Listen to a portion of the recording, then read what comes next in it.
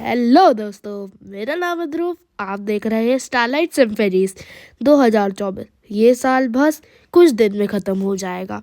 2024 में कुछ इतना अच्छा एस्ट्रोनॉमिकल इवेंट्स थे नहीं, बट 2025 में होगा बहुत सारे एस्ट्रोनॉमिकल इवेंट्स, जैसे कि lunar eclipse, solar eclipse, lunar occultations, oppositions, बहुत कुछ।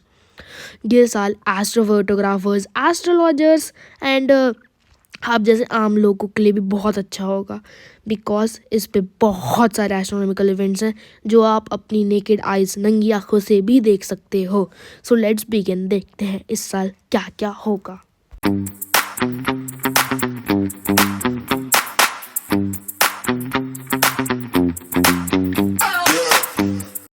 Starting with January 3rd, chordate meteor shower.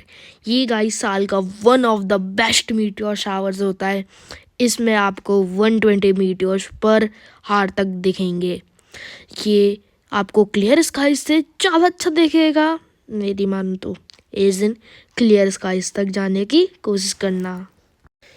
January 3rd, earth at parahelium मतलब क्या होता है इसका? पैराहीलियन मतलब जब भी कोई प्लैनेट हमारे सन के सबसे क्लोजेस्ट होता है उसे पैराहीलियन कहते हैं। अर्थ उस दिन कम से कम 3 मिलियन किलोमीटर्स क्लोज होगी सन से। जनवरी 8, the great planetary parade with moon. मतलब क्या होता है प्लानिटरी परेड का? जब हमारे पॉइंट ऑफ व्यू में सारे प्लैनेट्स एक लाइन में आ जाते हैं हमारे नाइट स्काई में, उसे प्लानिटरी परेड कहते हैं।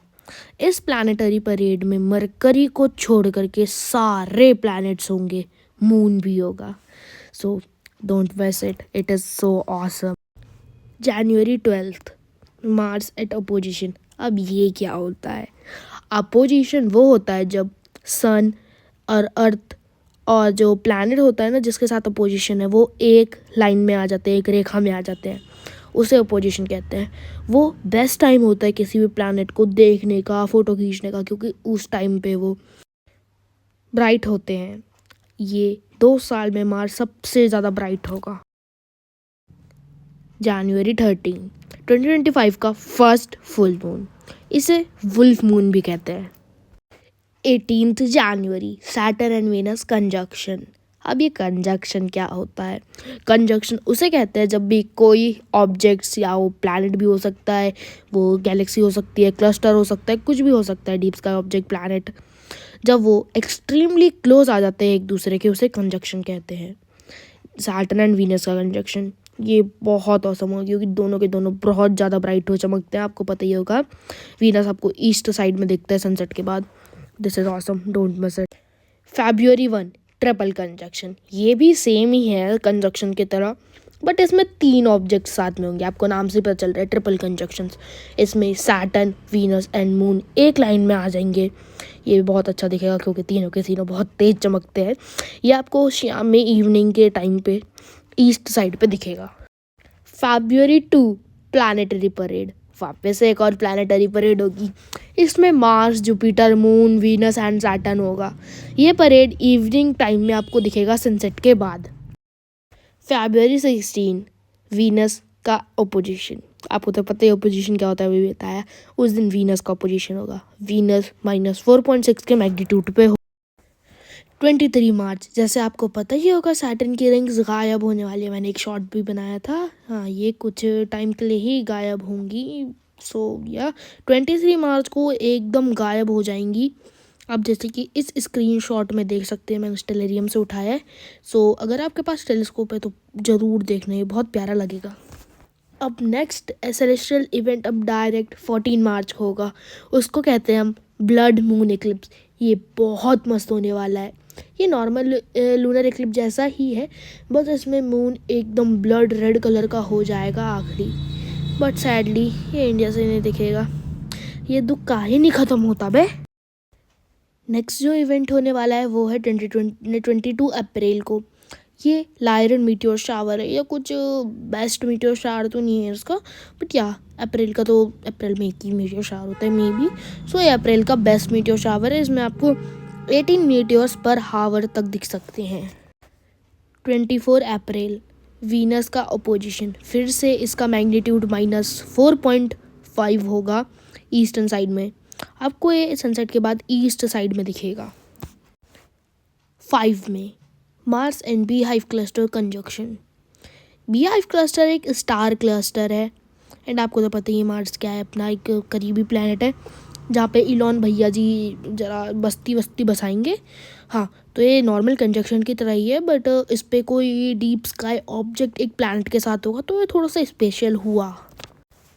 6 जुलाई अर्थ एट एपाहिलियन, मतलब अर्थ सन के सबसे ज़्यादा दूरेस्ट होगा। जैसे अभी आपको एक और बताया था मैंने, अर्थ एट पैराहीलियन, उस पे सन के वो सबसे ज़्यादा क्लोजेस्ट था, तो इसमें दूर होगा करीब 3 मिलियन किलोमीटर्स। 12 अगस्त, इस दिन आपको पर्शियड मीटियोर शावर दिखेगा। ये साल का one of the best meteor showers है। इसमें आपको 150 मीटियोर्स पर हावर दिखेंगे। इसको देखने का बेस्ट टाइम आधी रात में है। सितंबर 7, टोटल लूनर इक्लिप्स एंड ये इंडिया से दिखेगा। फाइनली कोई ढंग का इवेंट जो इंडिया से दिखेगा, मतलब बाकी सारे भी ढंग के, बट ये काफ़ी ढंग का है। सो यस, मज़ा आएगा। 21 सितंबर सैटर्न एट अपोजिशन तो आपको पता ही है, मैंने बता दिया। जब सारे मतलब सन और अर्थ और जिस प्लैनेट के साथ अपोजिशन है वो एक लाइन में आ जाते हैं तो उसे अपोजिशन कहते हैं। उस दिन ना उस चीज़ को, उस प्लैनेट को देखने का बेस्ट टाइम रहता है। तो ये 21 सितंबर को आपको दिखेगा सैटर्न। ये नाइट स्काई में सबसे ज़्यादा ब्राइट चमकेगा। 6 अक्टूबर फर्स्ट सुपर मून। ये बेस्ट टाइम होता है मून को देखने का, जैसे कि मैंने भी अभी कैप्चर करा था, ये फ़ोटो जोड़ दूंगा मैं अभी। तो हाँ, ये उस दिन जो मून होता है ना वो साल में मतलब सबसे ज़्यादा जब बड़ा सबसे ज़्यादा फुल मून होता है ना उसे सुपर मून कहते हैं। और ये जो 6 अक्टूबर को होने वाला है इसे हंटर्स मून भी कहते हैं। 5 नवंबर second super moon of the year. ये साल का दूसरा सुपर मून है। 21 नवंबर यूरेनस एट अपोजिशन तो सबको पता ही है क्या होता है, मैंने अभी बताया अपोजिशन। सो या यूरेनस को अपोजिशन है। 4 नवंबर last super moon of the year, इसे हम कोल्ड मून भी कहते हैं। 13 दिसंबर जैमिनेड मीटियोर शावर। ये भी साल का one of the best meteor shower है। इसमें आपको 150 मीटियोर्स पर हावर तक दिखेंगे। फाइनली 31 दिसंबर अर्थ का बर्थडे। अर्थ ने सक्सेसफुली एक और रोटेशन कंप्लीट कर ली है and happy new year in advance.